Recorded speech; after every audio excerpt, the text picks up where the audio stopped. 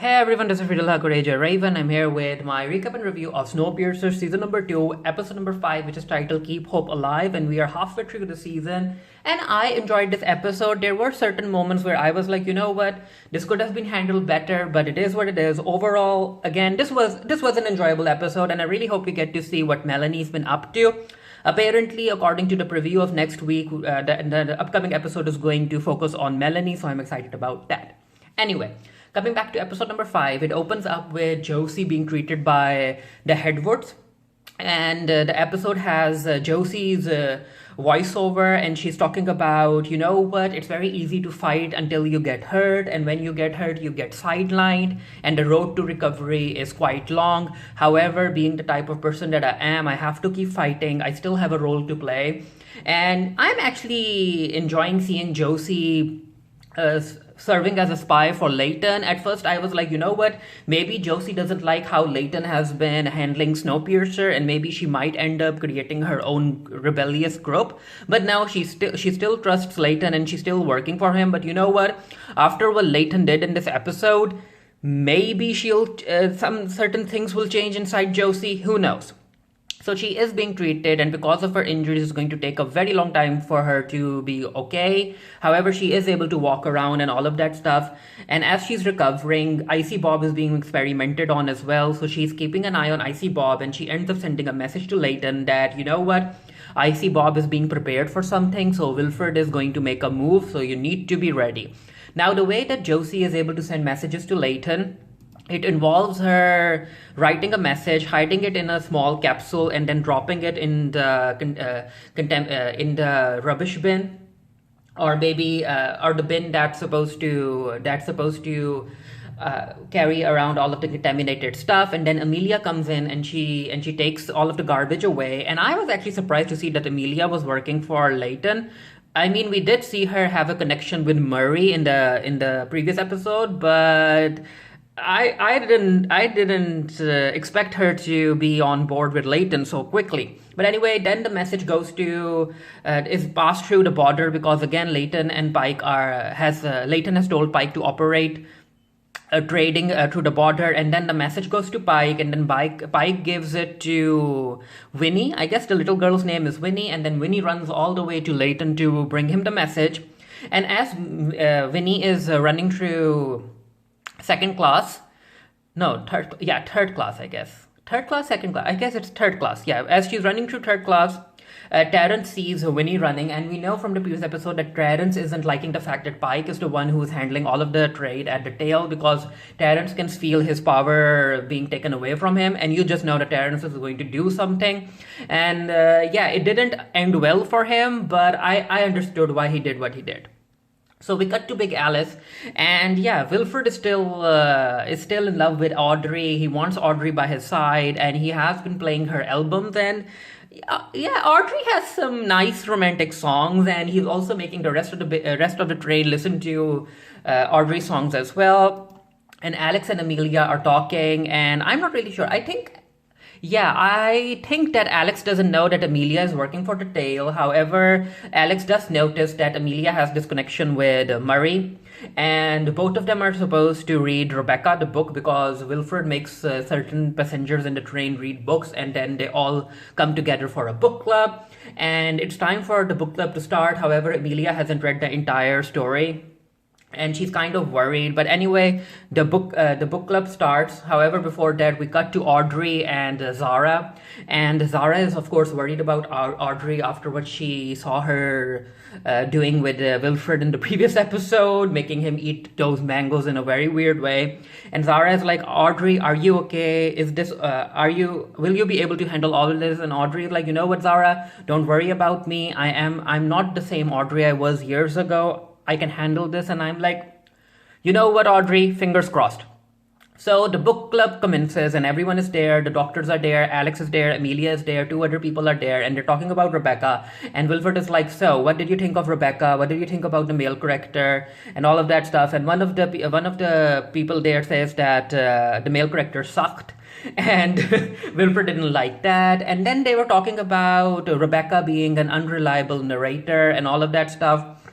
They basically talk about love and how love can make you do crazy things, and I think that Alex notices that Amelia might be up to something, because Amelia is the one who talks about how love can make you do something that you didn't want to do, and we know that Amelia is the one who's taking Josie's messages to Snowpiercer. So as they're all talking, Sykes comes in, and Sykes and Wilford are talking. Alex notices that, and Alex overhears Sykes and Wilford talking about how they can go ahead with the plan and all of that stuff. And Alex isn't appreciating Wilford not telling her about all of the plans, which again I understand where Wilford is coming from, because you can tell that Wilford realizes that Alex might be having might have started to build a connection with Snowpiercer, and he can't fully trust her. So Wilford ends up sending Audrey an invite, that she should come to Big Alice, and only Audrey is supposed to come over. And Layton is like, Audrey, are you okay with this? Can you do this? And Audrey is like, yup, I'll keep an eye on Wilford, and Wilford is planning something, so we all need to be on guard. And then, because of plot convenience, we get to know that there's this comm box in Big Alice that Audrey can switch the wires, and then Snowpiercer will be able to hear what happens in the engine room of Big Alice without Wilford noticing. Which I was like, you know what? Okay, plot, you do you. So we cut to Josie, and Josie is being treated, and again the Headwards are like, you know what, Josie, there's a lot of stuff we need to treat you for, and it's going to take a long time. And as they're treating Josie, Sky comes in, and the Headwards leave Josie, and Josie is trying to listen to what the Headwards are up to. However, she's also getting a panic attack, and this is where Icy Bob comes in, and he's also holding Rebecca, the book. And Icy Bob is the one who tells Josie that she's having a panic attack, and in order to deal with the panic attack, she needs to focus on stuff outside her body. She needs to externalize the pain.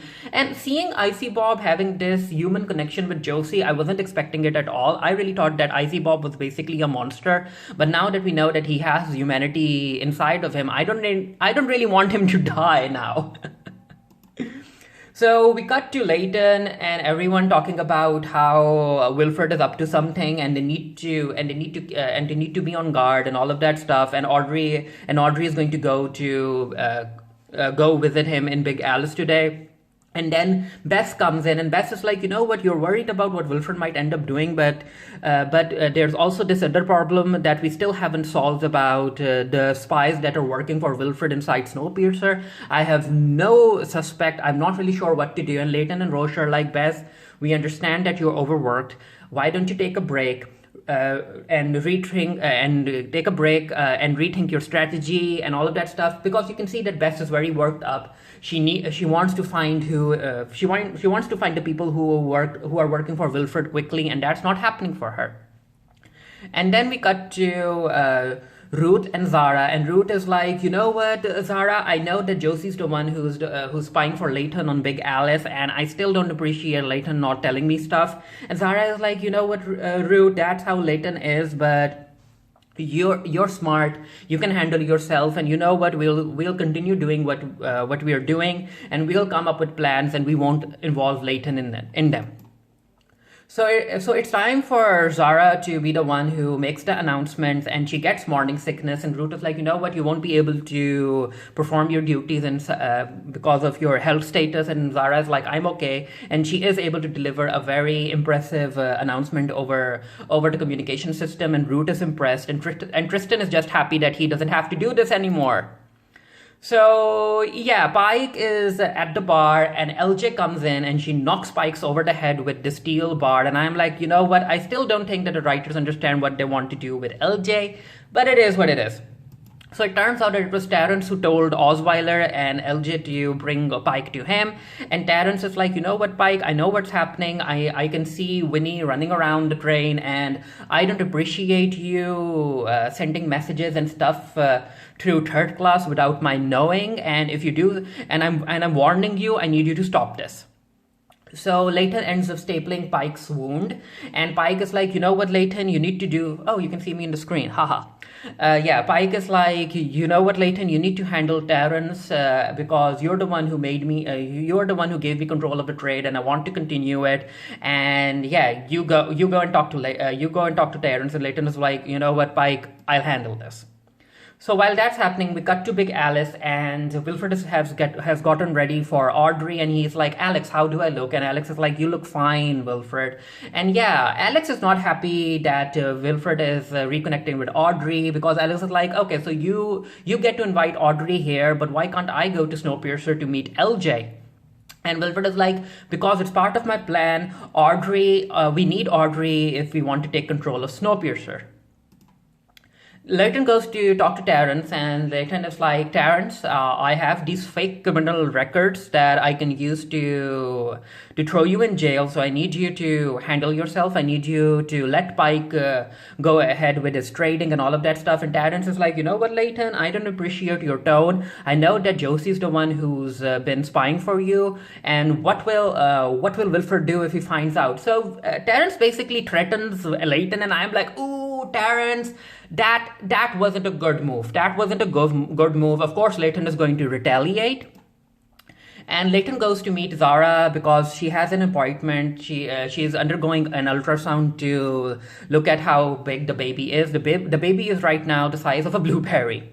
So, of course, these two are happy, and this is where Zara tells Layton that if Terrence is threatening Josie, she's threatening us. He's threatening us. He's threatening the future. He's threatening our baby, and Layton, I need you to take care of it. And Layton is like, I can't do that. And Zara is like, you can, Layton. And I really liked seeing Layton change in this episode. We have been seeing these minor changes in Layton because, again, I think that the main narrative of Snowpiercer 2 is that power corrupts, especially power that isn't held accountable.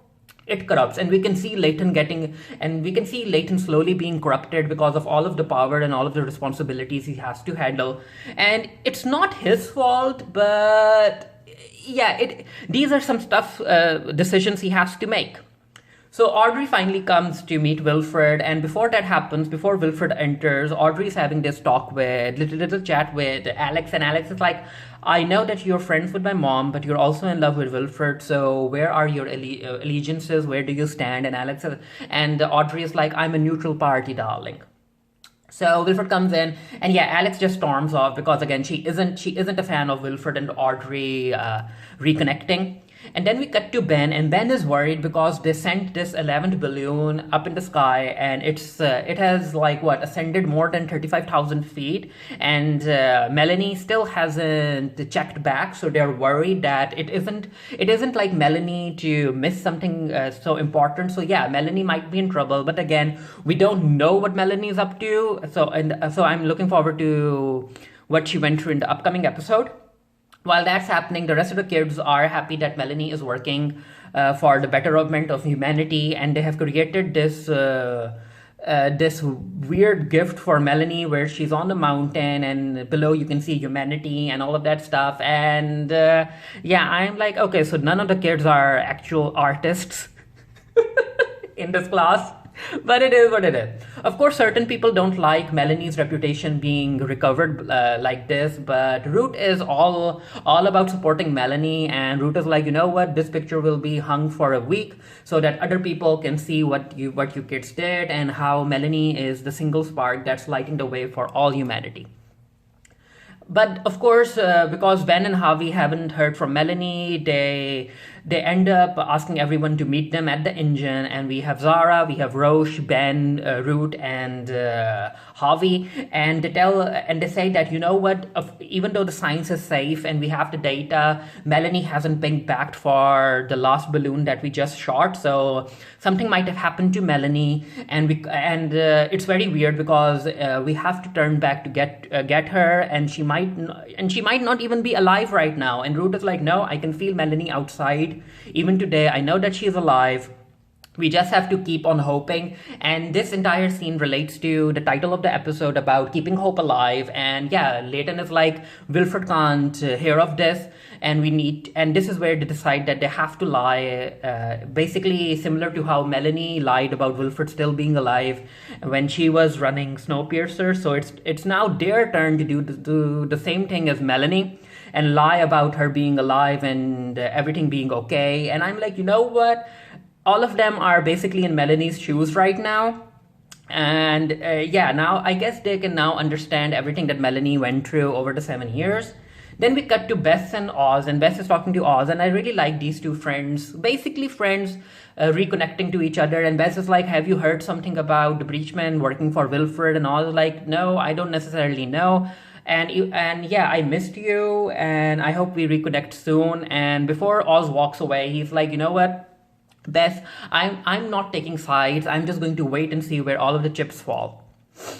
So the Breachmen come in to talk to Beth, and they give her a drink, but she basically throws the drink away because she's not happy. She's not happy about how Wilford has slowly taken control of Snowpiercer.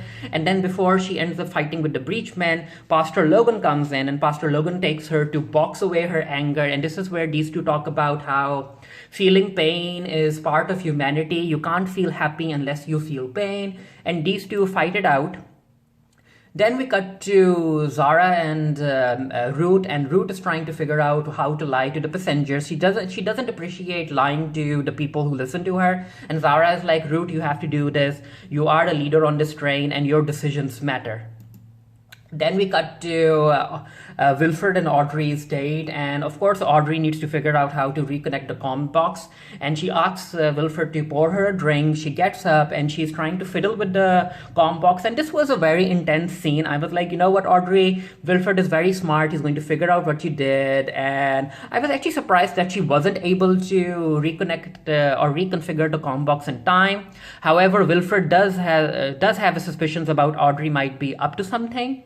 And then Layton goes to talk to Pike, and yeah, Pike is basically a murderer. And Layton is like, Pike, you have to do this for me. And Pike is like, I vowed never to kill another human unless it was combat. And Layton is like, Pike, but you have to do this because Terrence is threatening everything we build.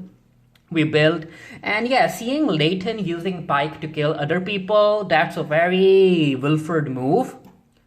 So we cut to Bess and Pastor Logan, and they're both talking, and they're basically talking about how a lot of people don't necessarily see Layton as the right leader. And Pastor Layton ends up quoting things from the Bible, and he is like, there are false shepherds out there, and there's a change brewing in Snowpiercer, and maybe Layton is a false shepherd. And I have my suspicions that maybe Pastor Logan is working for Wilford. Who knows?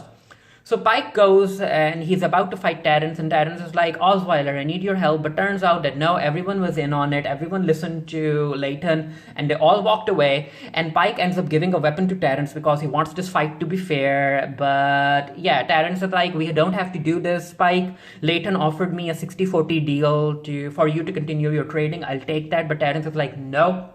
That time has gone. I need to kill you. And they both fight, and and Pike is able to kill Terrence.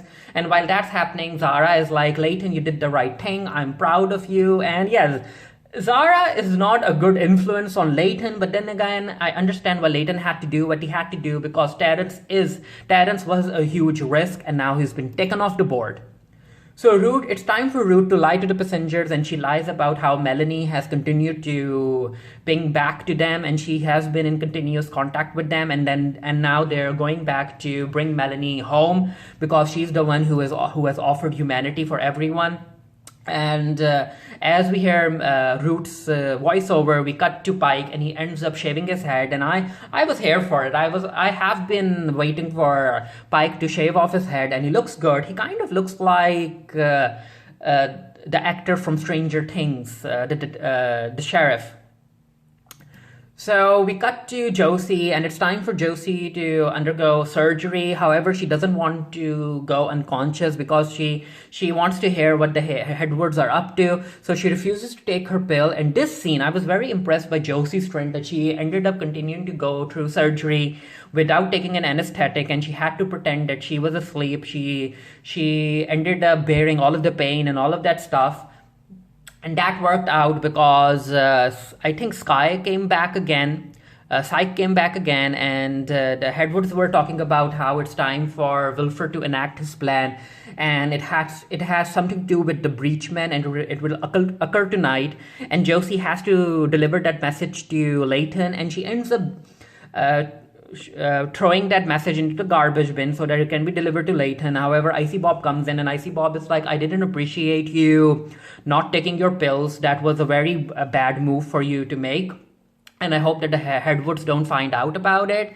And at first I was like, wait, did Icy Bob figure out that Josie ended up sending Layton a message? But no, he basically asked her to hand over the pills, and she did. So yeah, I'm here for these two having some sort of a friendship. And this is where Audrey is like, wait, Wilford, what did you do? What are you planning? And Wilford just laughs at her. And after receiving Josie's message, Layton goes to talk to Boki, and he's like, what are the breachmen planning? And Boki's like, what the heck are you talking about? And then, yeah, this scene took me by surprise. So it turns out that Wilford's spies were the ones who were actually tasked to kill all of the breachmen, and I wasn't expecting that at all.